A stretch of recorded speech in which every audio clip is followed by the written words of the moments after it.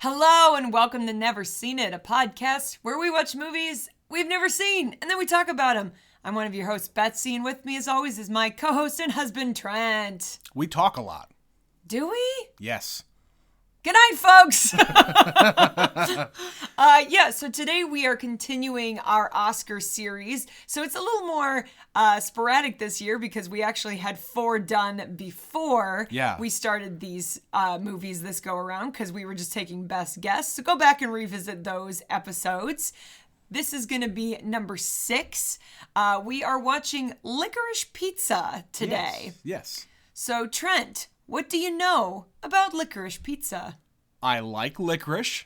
Oh, I hate licorice. And I love pizza. I love pizza, but I hate licorice. Yes. That is a lifelong thing, and this movie has bothered me from the beginning because it has the word licorice in it. I'm like, I hate licorice. No, I'll say, you are ruining a great thing. But I will say, black licorice can fuck right off. It is disgusting. I think you're in the smells bad.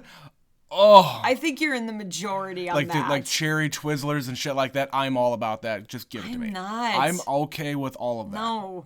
No. It's a weird thing. I've had it since I was like 4. I am not into licorice. And is it a texture thing or like all of the above? All of the above. The smell. Okay. I hate the smell of licorice. Yeah, the black licorice. The only thing I can figure is it's because when we were on road trips as kids, my mom always busted open a big bag of cherry Twizzlers, and it would fill the car, and you couldn't escape it. Yeah. And it's burned into my memory, and I didn't want it, and I didn't like it, and it's ruined my life. My car trip snack of choice that will just completely stink up a car is corn nuts.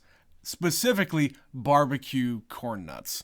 I don't really like barbecue flavored a lot of things, but that for some reason that flavor of snack has stuck with me since I was a child. Well, now that we've gone completely off topic, what do you know about Licorice Pizza? So this is the movie, right? This is yet another coming of age story. Yes. Set in the 1970s this time. It would seem so. Yeah. I have no idea if this is like grounded in any kind of history or fact, or if it's just like somebody's story about growing up. Yeah. It seems like it's somebody's story that they just adapted to a movie. Now, the people in it, there's a lot of people in this movie. It's Philip Seymour Hoffman's son. Cooper. All grown up. Cooper is his name. Mm-hmm. Cooper Hoffman. Never seen him in anything else. I think this might be his first thing, or his first big thing, certainly. Certainly his first big thing. And the lady that is starring opposite him is Alana Haim. Now, if the name Haim sounds familiar to you, it should. If you've actually heard of the band named Haim. She is, the lead singer? She's not the lead singer, but they all sing. She's very much in the band. I think she's the youngest sister. Okay. Of the 3. You are a fan of Haim. Yeah. I know maybe 1 or 2 songs, but you're more of a fan. Oh yeah. So when this trailer came out, I was like, oh look, she made a movie. Sure. And did you have any idea that she wanted to act or was into that stuff? Or? No, but I was just looking up the director. So this movie is Paul Thomas Anderson. Yes. He directs like all their videos. Oh, okay. Yeah, so I'm not really surprised given that little piece of context that she ultimately ended up in one of his movies. Okay, all right. But I didn't know that until like 5 minutes before we started recording this. Sure. Yeah, and then there's a lot of other like side actors, but the only real big one I know, apart from, let's see, Tom Waits is in this. Yeah, Tom Waits. What the hell? Oh, he shows up in all kinds of stuff. He's one of those weird guys that is just like, oh, look, it's Tom Waits. I don't know. He's a strange man. And then Bradley Cooper. Bradley Cooper and Sean Penn. That's right. He is in this, too. Yeah, those are the only 2 I've seen in the few trailers I've actually seen about the movie. So, but as far as like what the movie is, it's I think it's a coming of age story, but I think these 2 are like in theater class or like they're in like junior acting, whatever. So I heard somebody talking about this. I was mentioning to somebody the other night that we were going to go watch this movie. Yeah. And somebody made the comment about Hollywood loving movies about Hollywood. Uh-huh. And we say that all the time. Right. And Bradley Cooper in the trailer, I know, says, "Do you know who my girlfriend is? It's Barbara Streisand." Sure. And it appears that they're making a movie. So I think it's, to some extent, the professional adult movie makers are making a movie in this town. Yeah. And then the kids are like aspiring movie makers. Okay. Which that tracks. Like, there's a lot of those kinds of movies set in the 1970s, because I think there's just so many people that were born in like the 50s and 60s and grew up in this decade. Yeah. And that was when it became really accessible to have home videos. So everybody just became a filmmaker. They all wanted to make movies. Right. And that's when Paul Thomas Anderson would have been growing up too. Sure. And you could also, like, starting in the 80s, you can actually get home video. Well, you could get home video before that, but it was a lot more complex. It was harder to do. Yes. Yeah. Now you could do directed-tape in the 80s. Right. But this is the 70s we're talking about. So that's what I get from this one. It's just a bunch of teens fucking around, and, you know, like there's the line where she says, "Do you think it's weird I hang out with him and his 15-year-old friends? I think it's weird." So she's clearly supposed to be maybe a little older than him. Seems like it. Yeah. And then I don't know what to expect about this. I'm kind of evenly split on Paul Thomas Anderson movies. Like, he'll make one I love, and then he'll make one where I go, I don't know about that one. So, like, he did Phantom Thread, Trent. Yeah. We both loved Phantom Thread. That movie was fucking weird. Yeah, we've mentioned it. We've mentioned Phantom Thread on the show, and we had, like, zero expectations. And it was basically going to be Daniel Day-Lewis's final movie. Yeah. So we were going to be interested in it no matter what. To some degree, at least. But, like, the subject matter going in, we had no interest in. I don't know what the hell this movie about making dresses is going to be. Like, it's going to be fucking boring. Yep. But it's him, so we're going to go see it. We were blown away by how good it was. Yep. So. He also made There Will Be Blood, which is an incredible movie. You haven't watched it yet, but Magnolia. Yes. It's a 3-hour epic. I've only seen it once. Again, fucking weird. Yeah. But I was fascinated. And then there's other ones where I'm just like, do I need to watch that again? Did I actually not like that? Or did I just watch it at a weird time and in a weird mood? Because that's 3 I really liked. Sure. But we'll see. I don't know. I'm Not everybody can have hits every single time. That's what I'm saying. So I'm just like, is it that I didn't like it, or that one's just not very good? And then, or it's not meant for you. Or is it not meant for me? Yeah. And then same with this one. Am I going to like this one like I did the others? Yeah. Is it going to be too weird for me? Is it... I don't know. And I don't even know, like, just the vibe I get from it, it doesn't look like it's going to be very weird. No, I think this one's going to be quirky. More of a by the numbers. Like, if there's anything weird, it's going to be the older actors being a little weird. Like Sean Penn, I think he's an actor. An actor, playing in this movie, and he's kind of weird. I guess. Yeah. That's kind of what you can glean from this, but... But again, we've only seen, like, one trailer a long time ago. They haven't really promoted this movie all that well. No. So. I was actually kind of surprised this one made it to the top 10. Like, I just had heard kind of mixed things about it. But you know what? It's a Hollywood movie, and we've said this before. Hollywood loves movies about Hollywood. Yeah, but what would you replace it with? House of Gucci? I don't think so.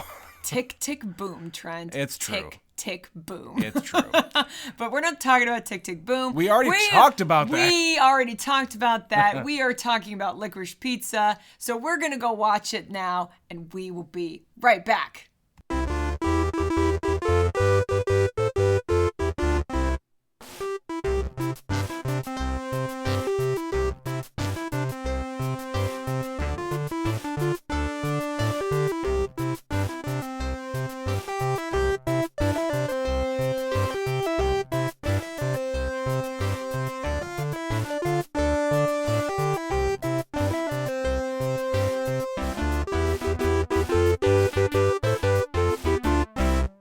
We're back. All right, Trent, that was Licorice Pizza. What do you think? I would like to lodge a complaint.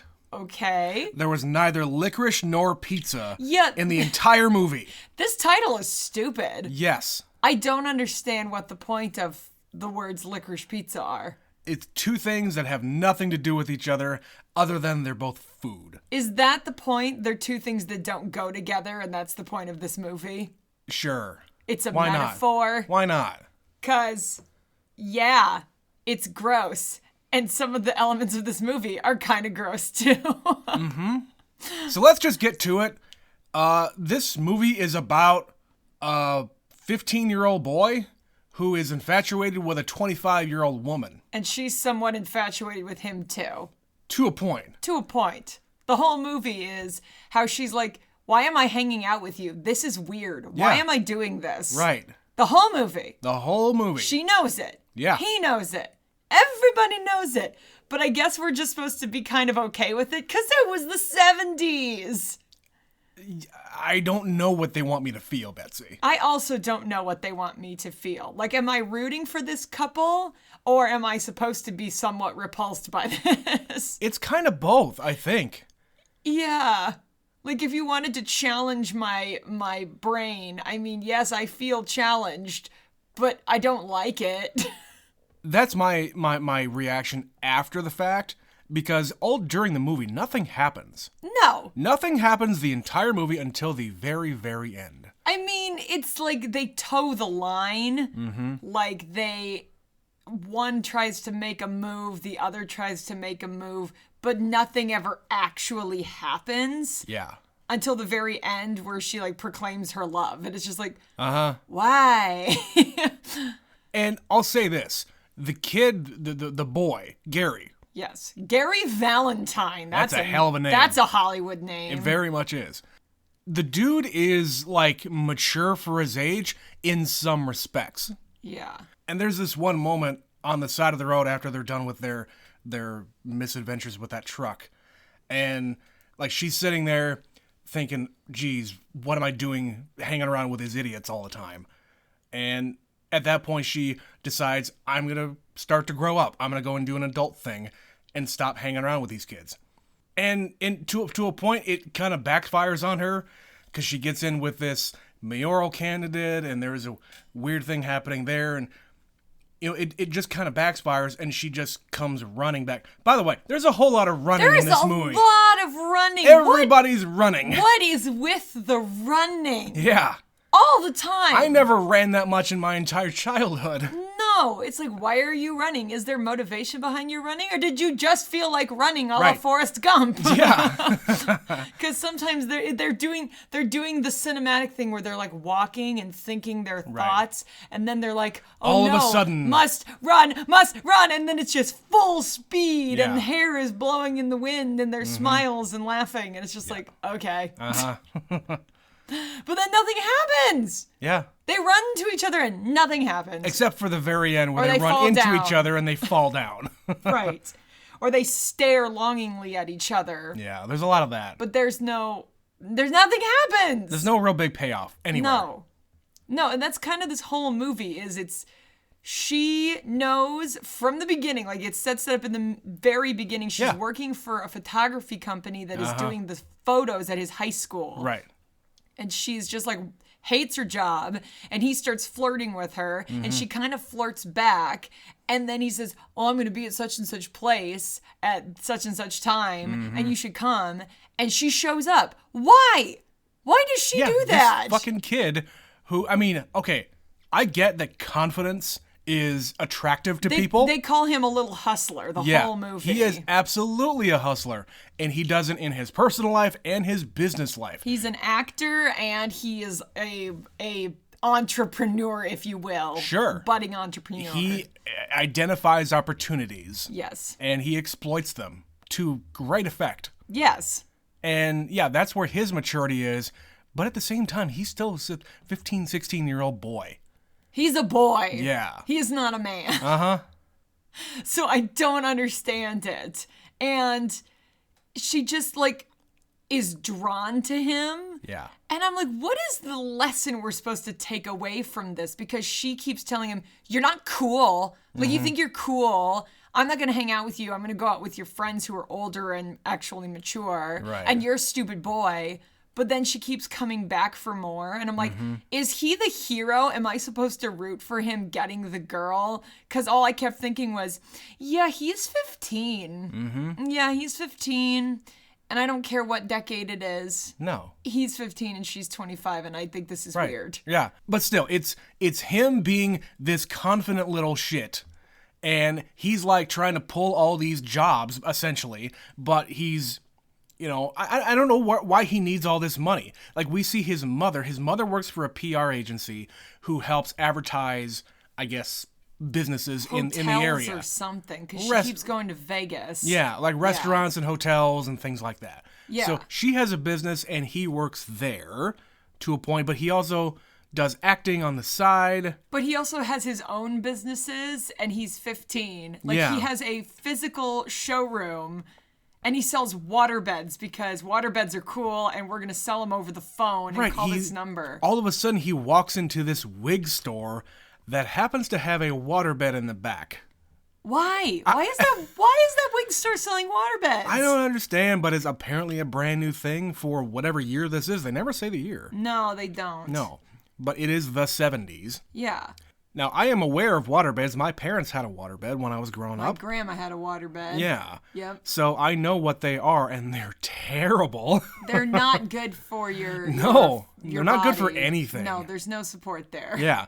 But the whole thing with him just walking into this wig store for whatever reason, he sees it in the back, and this woman or girl brings him back there and is hovering over him.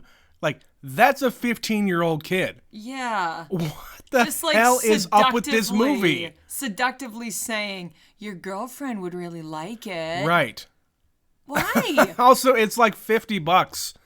Except they said it was like $7,000. No. What did he say? No, it was like $69.95. Oh, okay, because I heard him say $69.95, and I thought he said $6,000. No. That's like $70. Okay. Got it. That makes a lot more sense. And then he gets the idea that he's going to contact whatever the manufacturer is and start selling him under a different name. Yep. Yeah. He'll buy them wholesale and he sells them for cheap.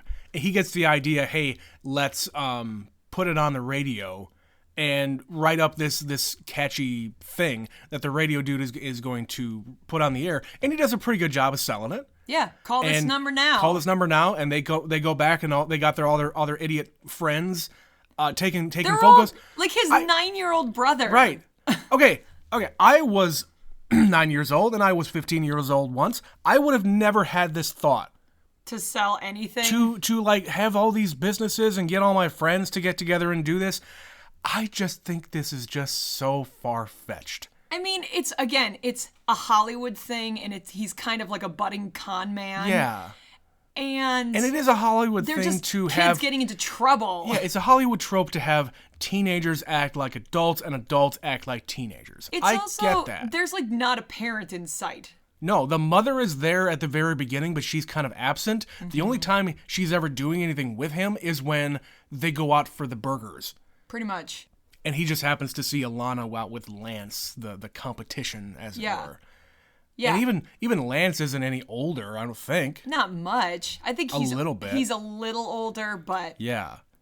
Still. And then later Gary is like, "Oh, I'm going to sell pinball machines because they decriminalize pinballs." Yeah, basically, pinballs were thought to be gambling. Yeah. They thought it was a game of chance. Yeah. And then it was determined that it's a game of skill. Fun. And it's fun, so they were illegal for a long time. You couldn't use them because they were considered gambling. And so he hears somebody saying, "Oh no, we're going to change the rule in California." Right.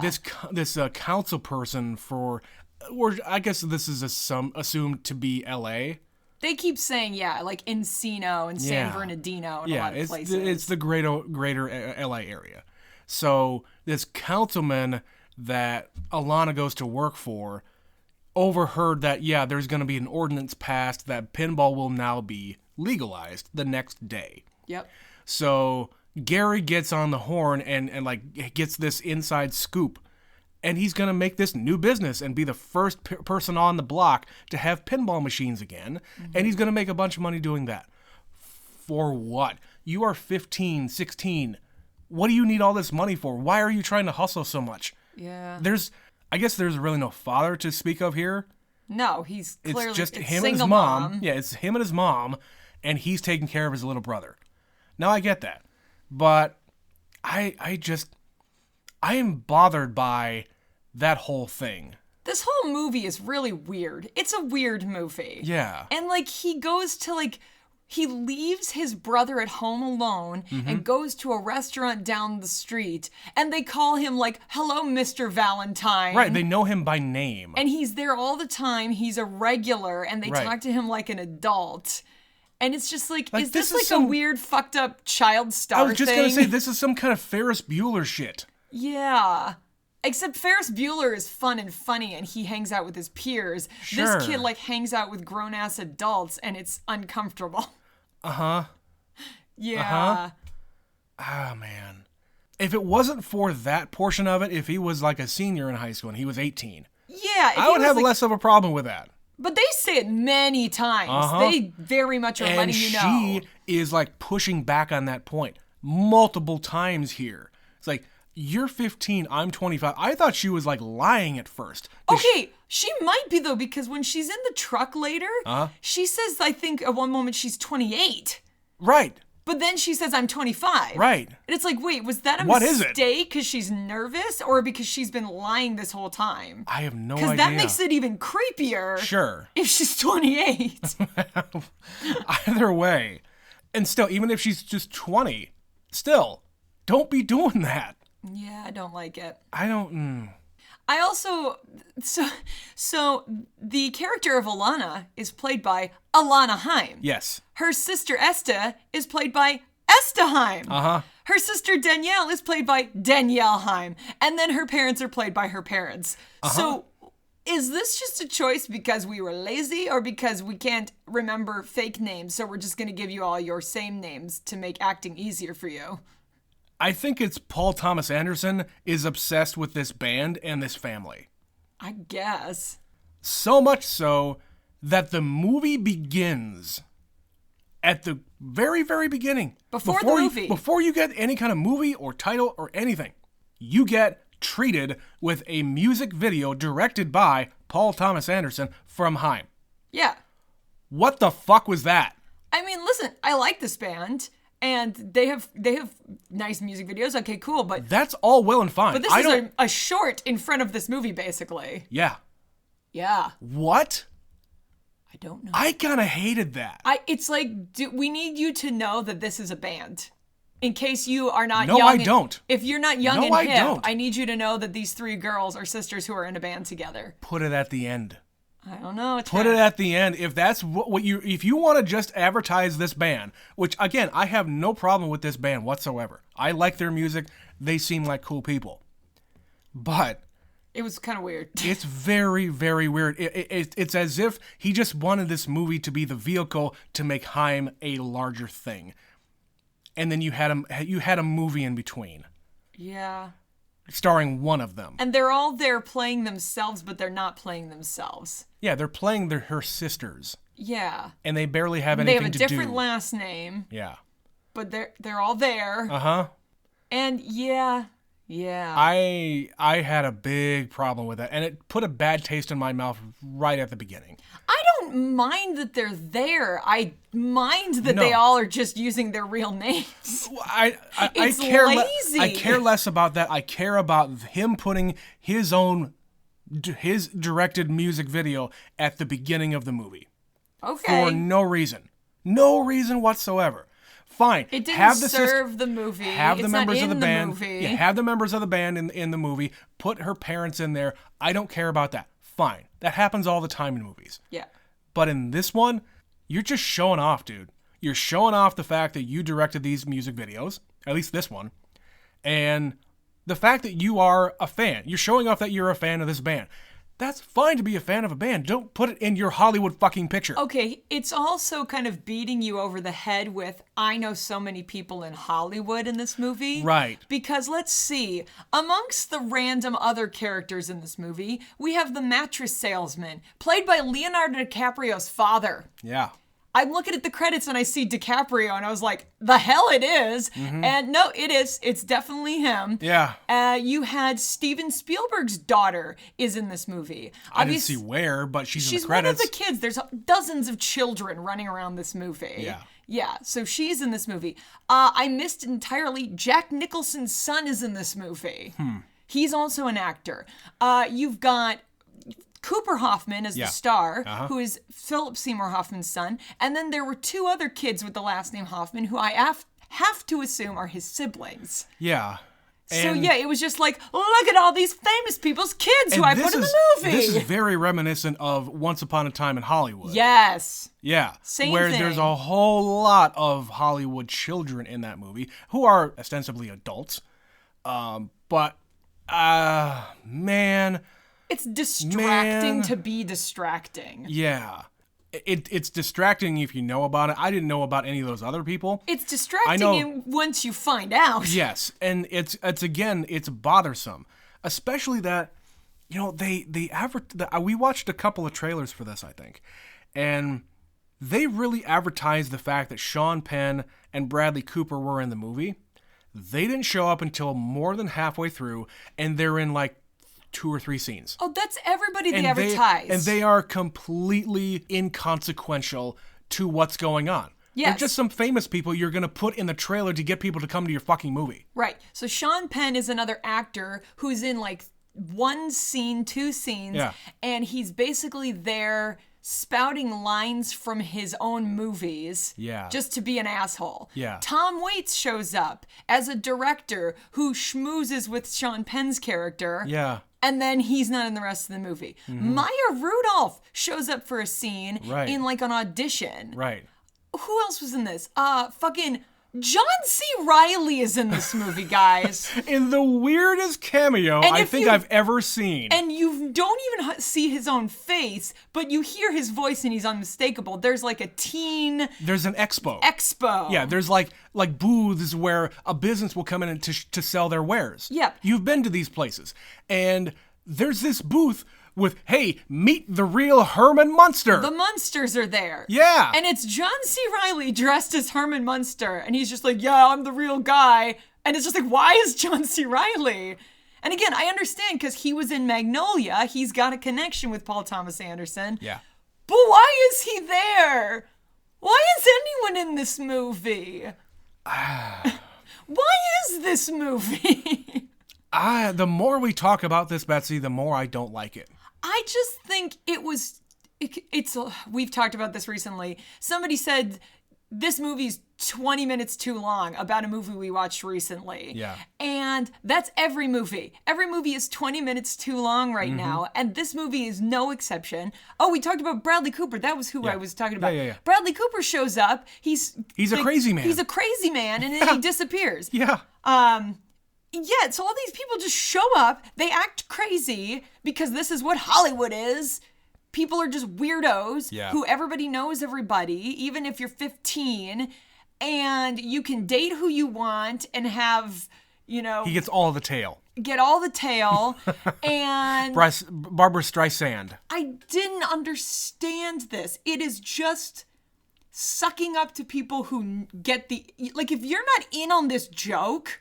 Like, this is Hollywood. This movie isn't enjoyable. Yeah. I don't think it's the worst movie I've ever seen. No. But there were so many things that bothered me, and nothing fucking happens. Yeah. The whole movie. Yeah. They keep introducing more characters. Like, there's a dude when she's volunteering at the mayor, he's a mayoral candidate.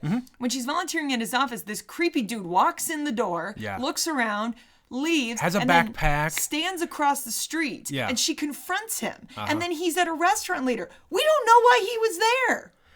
Why was he there? I can only really give you my assumption. So the background here is the candidate for mayor is a councilman. He is pointed out as single. A young bachelor. And he just says, oh, I have no time. The people's work is the most important thing, and I have no time for social events or whatsoever. Okay, fine. You want to be that kind of a politician? Go right ahead. But we're led to believe here that this candidate is gay. Yes. And we go to this restaurant, and he calls up Alana to come over there, I believe, so that he can be appearing with a young lady. In reality, he's there with his boyfriend. He's trying to not cause a scene. And the dude who's hanging out is some kind of reporter or a snitch or like some guy who is hired to watch the candidate. Around. He's sniffing around to try to get dirt on the candidate. I guess. That's the only thing I can think of. They don't address it directly at all. They don't say that he's gay, but that's exactly what this is. So that's my assumption of why that guy was hanging out. But yeah, it's just like there's more. There's no point. There's no payoff. No. There's no payoff whatsoever. You introduce these characters and then they go away. Like the assistant that she was kind of flirting with. He gets introduced. He's there for 2 scenes, and they're about to like kiss, and he goes away.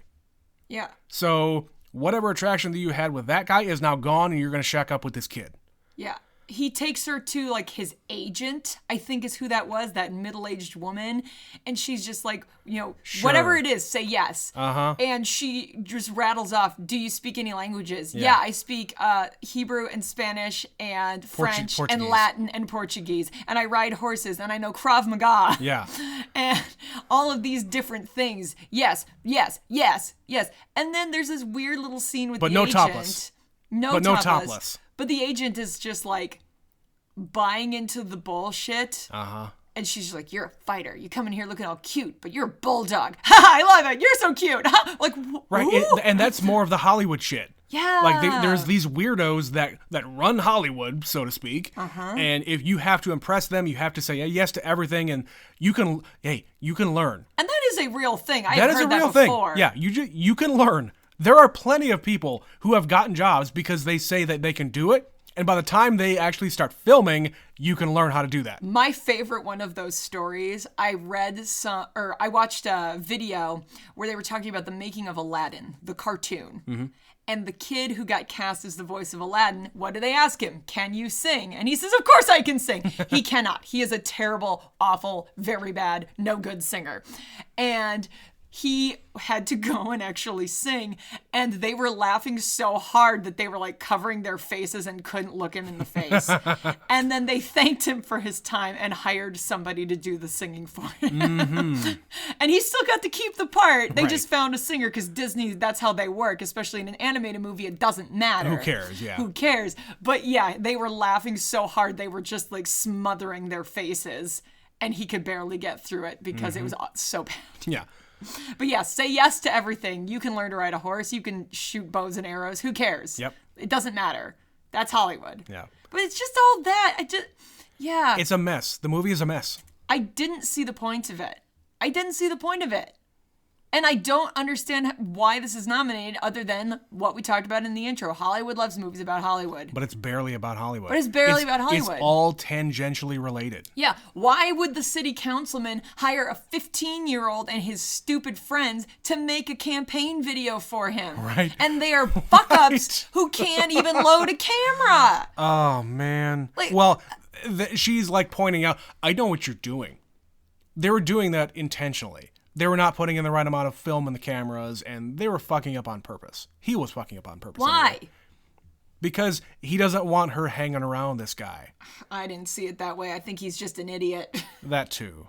Yeah, there's a scene where they're at the Teen Expo, and he gets tackled by police, and it's because there is like... he meets a description of a perp who murdered somebody. Right. And they drag him to the police station. Yeah, they accost him, cuff him, put him in the back of the cruiser, and they're verbally abusing the kid. They're screaming at You're gonna him. go to jail. You're gonna go to jail, kid, after what you did. Yeah. What did I do? You need to tell me what I did. He doesn't have any clue why he's in the back of this car. Right. They take him there. There's a witness, and he's like, yeah, it's not him. Right. They chain him to the bench, which that's a real thing, but they just cuff him to the bench and leave. And they then leave, and they bring in the witness, I guess, and even the witness is like all squirrely, and the dude says, oh, no, that's not him, and they uncuff him, and they walk away. They don't say, oh, sorry, we got the wrong guy, or you're free to go, or anything. No. Anything whatsoever. He just gets up and leaves. And the whole point to that scene, that I can figure, is to show that she cares about him. That's it. I don't get it. This movie's weird. I'm going to say it from beginning to end. It's a weird movie. Is it boring? No. It's not boring. I followed what was happening. It felt like a 3-hour movie, though. This movie was too long. It was too long and nothing happens. Yeah. And what does happen creeped me out. Mm-hmm. And I don't know what to think about it. Am I supposed to be rooting for this kid? Am I supposed to be booing this arrangement? Am I supposed to be... Hollywood is weird and that's the moral of the story? Mm-hmm. I don't know what... Yeah, is it a Hollywood movie? Is it a coming of age? Is it young love? Is it, a rags to riches story?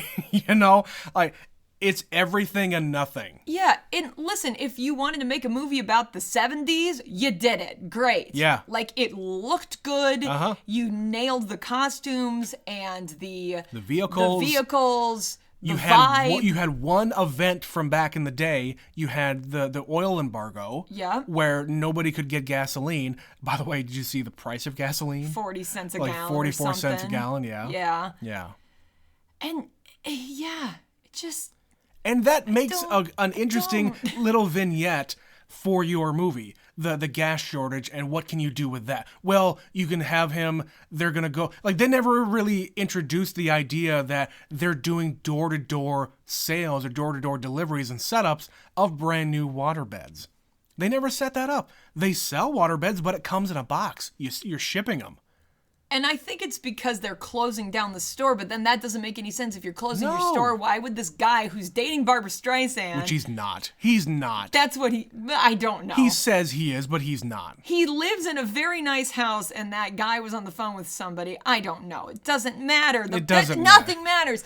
And he, threatens the kid and says, don't fuck up my house. And he's like, I'm gonna kill your brother. I'm gonna kill your family. Do you have any family? Yeah. You have a girlfriend? Is that your girlfriend? So what do? They set up the bed, and they have to take this hose from the side of the house up to the second floor window to fill up the bed. And he looks at Alana and says, he said he was gonna kill my brother if I fuck up his house. Yeah. And the waterbed fills up, he pops out the hose, and he just leaves it on the floor running. Yeah. Like a kid would. Right, but why? What does any of this mean? He thinks he's getting back at him for threatening him. For being a crazy person? Yeah, that's what he thinks. But then, they leave, and they're kind of rushing out of there, and his car breaks down because he doesn't have any gas, and he's, yelling at his manservant to say, you didn't put any gas in the car, and there's no gas, so he has to walk back to his house to get his gas can. And they drive him over to the gas station where he accosts somebody trying to fill up their tank. And they abandon him there. Yeah. But then they run out of gas, and we get this 5-minute sequence of her driving backwards down a hill. Yeah. Why? Why did that need to be there? Nothing in this movie matters. This isn't Fast and the Furious. Nothing in this movie matters. I don't understand this movie. I don't understand how this is nominated for Best Picture of the Year. No. Other than, look at me, I've paid money to campaign. I've got all these Hollywood elites in this movie. Now I'm angry because Tick, Tick, Boom did not get nominated and this movie did. Now I'm angry. We haven't seen the rest of them either, so... I don't have any other qualms on the surface about the other movies, but this one, the longer I'm talking about it, the more angry I'm getting. Yeah. This movie is a series of very tiny vignettes. I wrote down a lot of notes about this movie, but none of it really is of consequence. There's a scene where they're doing the phone sales, and he's telling her, they have a customer on the phone, and he's about to hang out without selling, and Gary says, hey, be more sexy. Yeah. And then she just goes to 11 with that whole thing. Oh, my boss makes me work indoors. Yeah. Ew. I'm going to come to your house and set up the bed and get on the bed. It's talking about how wet it is. I guess you just sold yourself a mattress there, little lady. How about you come over and set it up and show me how it works? No. Nope. Uh-huh. I don't like any of this. Trent, I don't like any of this. Uh-huh. I think I have a winner for my least favorite movies so far in this. Yeah. And, we already mentioned, like, the wig store. I wrote down some quotes. What does your penis look like? You're always thinking things, you thinker. Yeah. And, like, there's some interesting lines and some clever lines, but you didn't need to have the plot of this 25-year-old woman trying to... And she's not even trying to get with this kid, but she's hanging around with this kid and his kid brother and all of his stupid fucking friends for no reason. Does she not have any friends of her own? She probably doesn't, because she seems very standoffish. Yeah. Like, she's introduced as very standoffish. She's just, like, clomping around like, yeah, I don't need a comb or a mirror. Yeah, yelling at kids as they're coming in, cursing at people everywhere. Now, I can appreciate someone like that. Yeah. She's a grumpy bitch who hates people. Right, and that's okay. You can make a movie about that. I will come to see it. Because some of those people are funny. Right. At least they're funny and entertaining. Right. Her character reminds me of a character in my favorite TV show of all time, which is called Dead Like Me. She's an 18-year-old girl who gets killed in a freak accident. And she has this afterlife and whatever. But she's this grumpy bitch who, like, basically has to be cajoled into being a better person in the afterlife. She's like 45. She's like an angry middle-aged woman, but she's 18. 100%. And yeah. I love that show because of her attitude towards everything. She reminds me of that character, and there are redeeming qualities of that. She didn't really have any arc to her. There's no point where she goes from being this grumpy person to being a not grumpy person or anything like that. She just gets, like, broken down and say, okay, fine, I'll be your girlfriend. I'm not supposed to be. I know I'm not supposed to be. They don't address that whatsoever. They don't say anything about the fact that you're 15, I'm 25, that can't happen. They never say it's nothing off outright. Limits. Nothing outright. Yeah, they never exclusively say, this can't happen. Right. She just says, I'm 25, I'm not going to hang out with you. Right. This isn't going to happen. This isn't a date. No. And then later they, like, embrace after the 15th time we all sprint at each other. And like you said, they fall down. And then he takes her back to his pinball place and announces to everyone, I want to introduce Mrs. Alana Valentine. And she says, you're an idiot, and then walks away. But then they kiss, and then they go and make out, and she's fine. And then they run some more, and she says, I love you, Gary. Why? He's a stupid boy. Yeah. And that's the only, I guess the only payoff is he says at the very beginning of the movie, I'm going to make that girl my wife.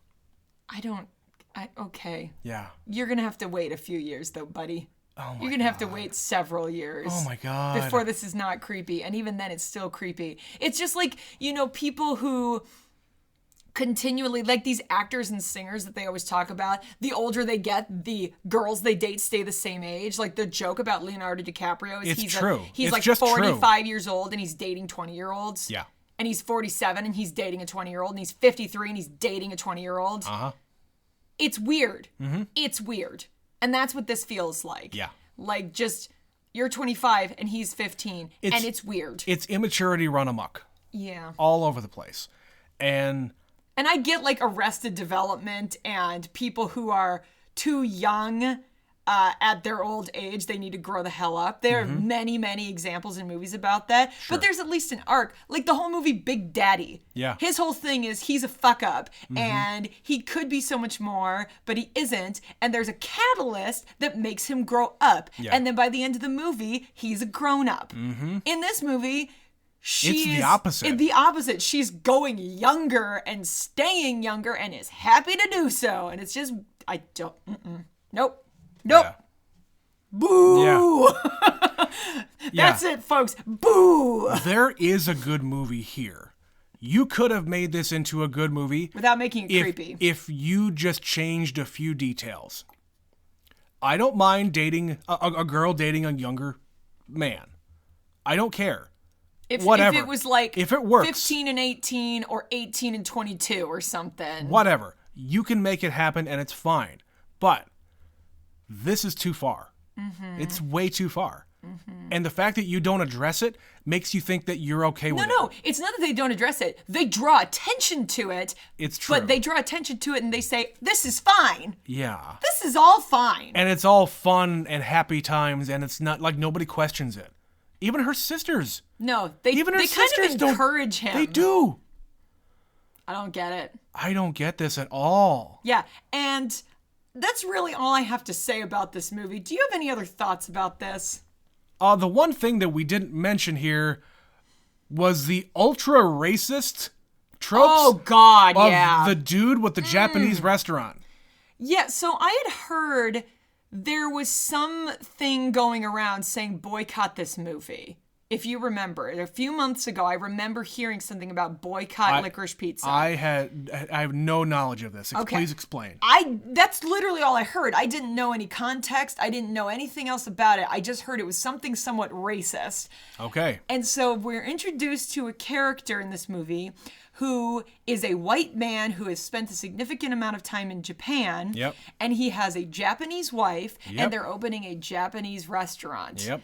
And they're hiring Gary's mom's PR firm to do an advertising campaign. Yes. Which, fine, in and of itself, that's all fine. And she reads the description of the restaurant, and she describes the waitresses as dolls. Yep. Like the trope of cutesy, Asian, not human people. Yep. And then he is like running this past his wife, but he's not speaking Japanese. He puts on this awful racist Japanese accent and speaks to her in English. Yeah. And then when he shows up later, he has a different wife. Yep. Who is also Japanese, and he does the same thing with her. Uh-huh. Why was this in this movie? Wow. Is it just people are awful?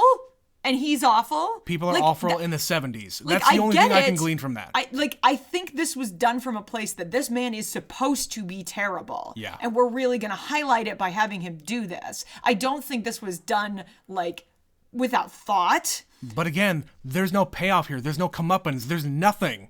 No. That happens to this man. Why did that have to happen? Why did you need to put that in the movie? Yeah. Wow. Just... Ugh. And that's going to be where we have to end this, because I don't want to talk about this movie anymore. No. I want to talk about the fact that it got nominated for 3 Oscars, and I'd like to understand why. What do you got? So this is nominated for Best Picture, this is nominated for Directing, and this is nominated for Best Original Screenplay. Fuck all of that. There are so many other people, I think, who could have gotten nominated for directing, and I would have been more impressed, and certainly for screenplay. Yeah. The writing in this is not remarkable, let's say.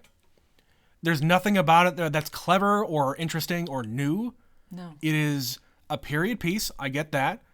You get, if you're going to nominate this for anything, nominate it for, costumes. The costumes were great. Yeah, everybody it's a period movie. Everybody looked very period appropriate. Or set design or something. Yeah, production design. Sure. All that stuff looked great. The look of it, pretty good. But directing, whatever. It's a token prize for Paul Thomas Anderson to have his name up there with everybody else, including Steven Spielberg. It's frustrating because he's made really good movies. We talked about it earlier. Phantom Thread. Yeah. He made that movie, and it's amazing. Yeah. He made There Will Be Blood, and it's amazing. He made The Master. Not amazing. Not amazing. Like I said at the beginning, I've been 50-50, so I'm not really surprised that I don't like this movie. I'm just kind of surprised at why other people like this movie. I am really struggling to understand that. Yeah.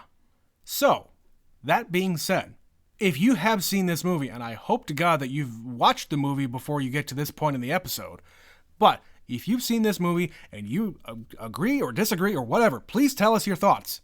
Send us an email at neverseenitpod@gmail.com. So yeah, we're at the end of the show. We're wrapping up. I'm just wrapping this up. We're done with this thing. Neverseenit_pod on Twitter. If you want to support the show, click the link in the podcast description to throw us a buck or two. Yeah, that's about all we got to say here. Betsy, do you have any other thoughts before we get out of here? I'm looking forward to a palate cleanser. Yep. I need to go watch something else, I think. Yep. So we've got a few more to watch here. There's a few more that are available for streaming. The next ones available are... So we still have 4 more movies to watch. Yep. So we've got Coda, Nightmare Alley, West Side Story, and Drive My Car. Yeah, and everything but Drive My Car is available on streaming in some capacity. Coda is on, I think, Apple TV. Yep. Nightmare Alley is on HBO Max. West Side Story will be on Disney Plus. So yes, we're just milking the money out of you for all these streaming platforms. But Drive My Car, we eventually will see in a theater when it comes to our town when they do their Oscar stuff. So that will probably be the last one we do. So. Probably. But yes, if you're interested in following along with all these Oscar movies, that's a way you can watch some of those. Yep. I hope we go up from here, Trent. Yeah, it's got to. It's got to. Yep. But in the meantime, this has been Never Seen It. I am Betsy. And I'm Trent. And we will see you next time. Bye.